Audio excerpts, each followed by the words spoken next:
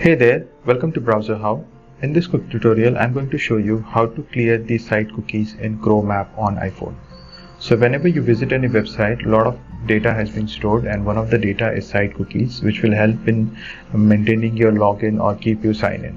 So in order to clear the cookies, what you can do is you can tap on these three dot options, and within that you can go to clear browsing data. And from here, you can uncheck any other options and choose only cookies and site data. And at the top, you would be having this option to choose the time range, and from there you can choose what time range you want to clear for. Say suppose I want to clear for last 7 days, and I have chosen that. And once it is done, you can just select the clear browsing data command at the bottom and confirm.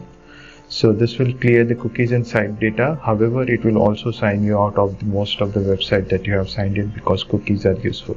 I hope you find this video helpful. Please hit that like button and subscribe if you haven't already. Thank you for watching. Cheers.